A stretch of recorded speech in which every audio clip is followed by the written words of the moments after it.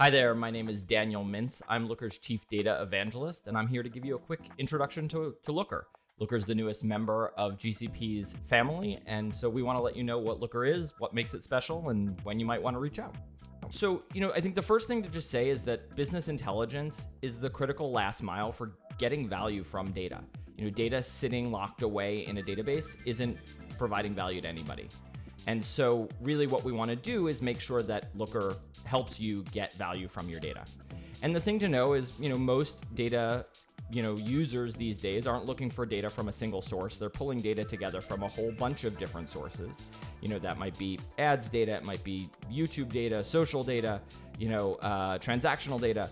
And, that data comes in lots of shapes and sizes and needs to be sort of joined together. And so, the first thing you're probably going to do is extract that data from its various sources, do some transformation, some preparation, and then eventually you're going to push it into a database or data warehouse, data engine, data lake, whatever you want to call it.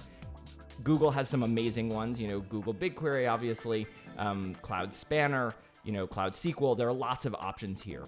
And if you're an engineer or, a data analyst, this might be the end of the line for you. You might be able to access the data directly in the database, and that might be all you need. So when you ask a question, you can go write your SQL, access the database, and get your answer. But for most people, that's not possible. They may not speak SQL. They may not understand how the data is structured in the database, and they may not have access to the data in the database, even if they can do the other things. So something like Looker is that critical piece that actually allows them to ask questions of the data. And, Looker allows lots of people in your organization to analyze the data without having to get down and dirty and really understand the schema of the data in the database. That's really powerful. And once Looker is sitting on top of your data, you can do lots of things. You can obviously enable lots of people in your organization to access that data, to ask questions and make better data-driven decisions, but you could also drive downstream things like an AI ML workflow. So, this is a little bit of what Looker looks like. Probably doesn't look that different from any other BI tools that you maybe are familiar with, but we're going to show you a little bit more about what makes Looker different in the demo. And I just want to talk before we dive into that just about what, Looker's take on business intelligence is and why architecturally it's so different than the other tools that you might be familiar with. So the first is that Looker sits directly on top of your database. That makes it really different than other tools, which are used to extract data from your database, some portion of the data, and allow you to sort of slice and dice it in their proprietary data store. Looker is directly connected to your database. It's BYODB, and that can be one of 55 SQL dialects. But what that means is that you always have access to the full row-level detail in Looker, and you can fully leverage the power of today's most powerful databases like BigQuery. So if you can query petabytes of data in BigQuery, then you can query petabytes of data in Looker without having to do anything special because Looker is sitting directly on top of BigQuery.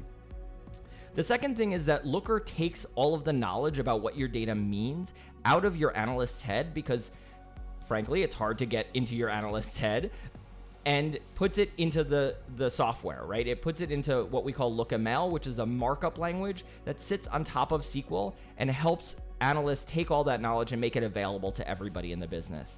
And what that means is that everybody in the business who wants to know about certain metrics doesn't have to keep the current definition in their head. It means that Looker takes care of that. And so when they ask a question and then they say, I want to see lifetime customer value by channel source, they don't have to know exactly what the data definitions of those metrics are, those terms. They can just ask Looker and Looker can translate for them. The third thing is that Looker is entirely based in the cloud. So there's only one version of Looker. You don't download a desktop app and keep that separate from the server. It all is the server. And so that means that everybody's accessing the same one. And it also means that Looker can plug into all of the other tools that you're probably already using in the cloud. Looker has a full set of APIs and it can talk to other programs' APIs so that you can push data out into other tools. Finally, Looker is built by developers for developers. For those of you who are software engineers, you're obviously familiar with all of the ways that, we build complex systems by collaboration, right? So version control, the ability to do code review, the ability to, roll back changes, the ability to work in a dev mode and then, push to staging and then to production. data analysts, and I'm a data analyst, haven't fully figured out that workflow. They haven't fully embraced it, sadly. But Looker is about bringing those really good ideas from software engineering to data, because we know that data analysts today are building more and more complex systems, and they need to be able to collaborate at the same scale as software engineers. So Looker brings all of that stuff. Git version control. It brings dev, staging, and prod. It brings full API coverage. All of those things are brought over from the software engineering world into analytics by Looker. And so what all of that, architectural difference delivers is a really different experience at the end, right? So, Looker obviously can deliver modern business intelligence. That's fine. JavaScript visualizations, dashboards, reports, whatever you need in your browser, but it can go a lot further than that. It can also integrate insights into all the tools that people are already using. And we know that that makes a huge difference in adoption, because if you force people to come out of the tools they're using and learn a new tool, that's a big barrier to entry. If instead you take meaningful data that can answer their question and push it into the places that they're already working, that makes it a lot easier for them to adopt and ask follow-up questions. So Looker is all about embedding those insights into what people are already using. We can also drive workflows. So that might be a tool that's doing dynamic pricing, for example, where there's no human in the loop. So Looker is pushing governed metrics to the engine, and that engine is then making decisions about how to price things on your website.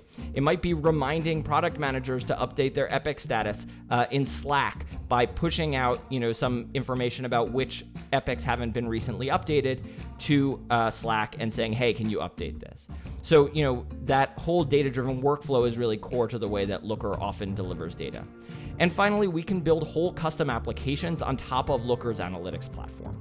So Looker has, what we like to call 110% API coverage. So you can do everything you can do in the UI through APIs, and you can do even more through the APIs. We also allow you to embed Looker using JavaScript or iframes. And so that allows you to build a completely bespoke user experience where you don't have to worry about what the underlying data means or where it comes from, how it's version controlled. All of that is taken care of by Looker, and Looker just delivers the data that you need into the place that you need it. So you can build really amazing user experiences. So that's a little bit about Looker. Let's dive into the demo so you can see it in action.